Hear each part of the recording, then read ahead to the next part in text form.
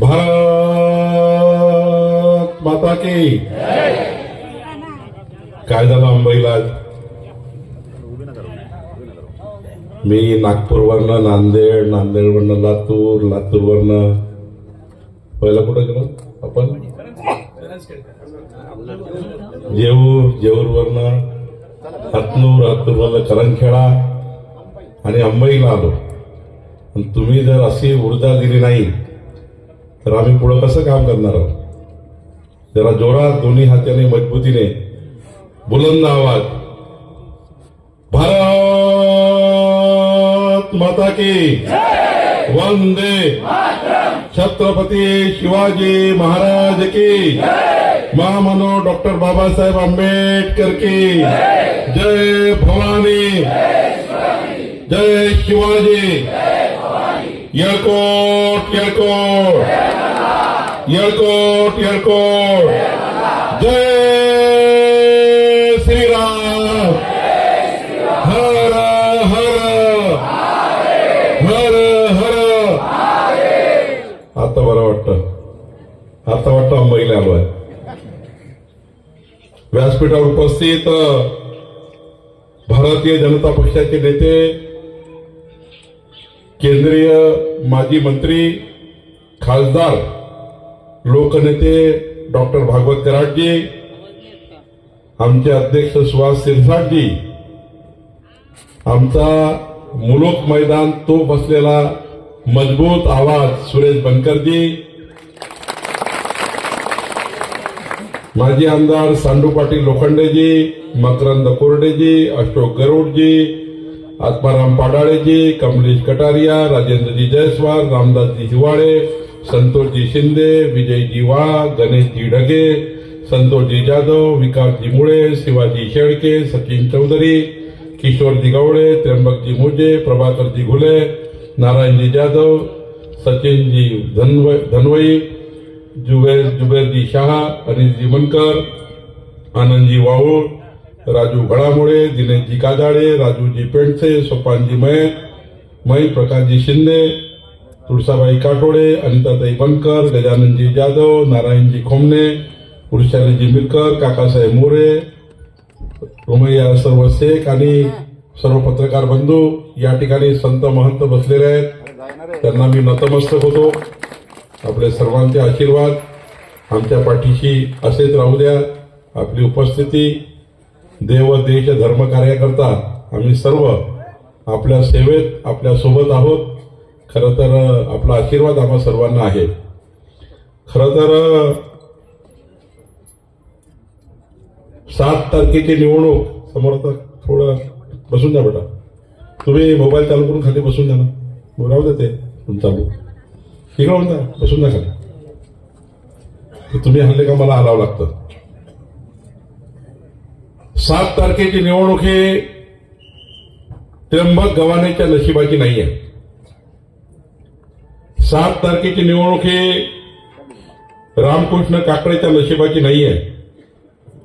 ही doctor Sachin वाघच्या नशिबाची नाहीये. ही श्रुती गरुडच्या नशिबाची नाहीये. ही निवडणूक व्यासपीठावरच्या उमेदवाराच्या नशिबाची नाहीये.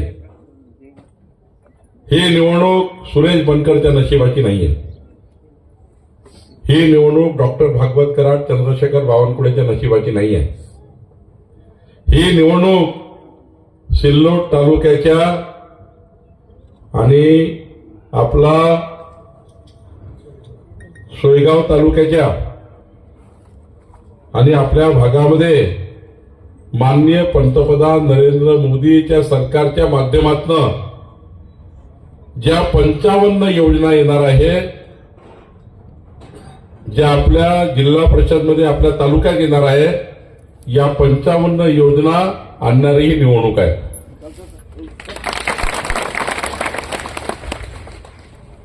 सात तारखेची निवडणूक ही माननीय मुख्यमंत्री देवेंद्र फडणवीसचं सरकार, आमचं सरकार, आपलं सरकार, या सरकारच्या माध्यमातून येणाऱ्या 44 योजना आपल्या या सर्कलमध्ये आणण्याकरता ही निवडणूक आहे.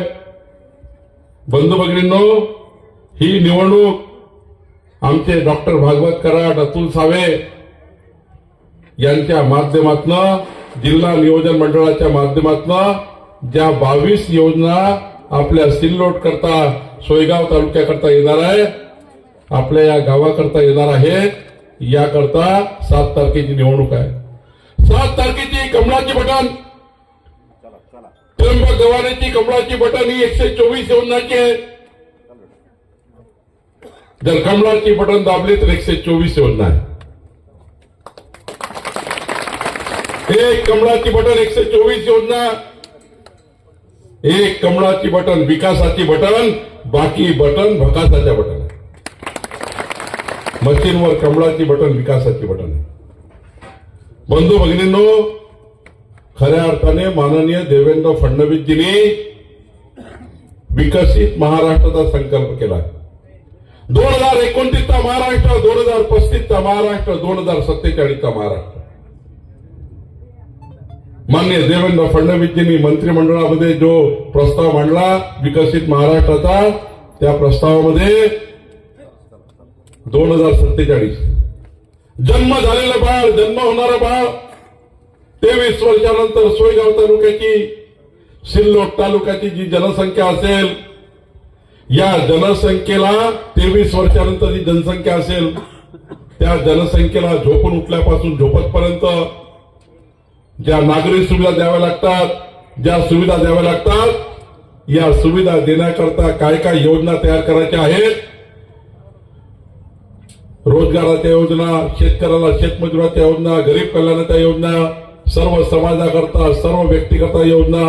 आज बघा, माननीय देवेंद्र फडणवीसजींनी 23 वर्षानंतरचा सोयगाव, 23 वर्षानंतरचा कन्नड, 23 वर्षानंतरचा सिल्लोड तालुका, हा 23 वर्षानंतर जी जनसंख्या असेल त्यावर किती विकासाचा संकल्प तयार करावा लागेल, किती विकासाचा आराखडा तयार करावा लागेल, याकरता 7 तारखेची निवडणूक आहे. आमच्या या ठिकाणी त्र्यंबक गव्हाणे निवडून आल्यानंतर यांना जिल्हा परिषदच्या माध्यमातून 23 वर्षानंतर या सर्कलमध्ये, या तालुक्यामध्ये आपल्याला कुठल्या योजना लागू करावं लागेल, सिंचनाची व्यवस्था काय राहील, विजेची व्यवस्था काय राहील, रस्त्याची व्यवस्था काय राहील, शेत रस्त्याची व्यवस्था काय राहील, या संपूर्ण योजनांचा 124 योजनांचा विकास आराखडा आमच्या त्र्यंबक गव्हाणेला तयार करायचा आहे. बंधू भगिनींनो,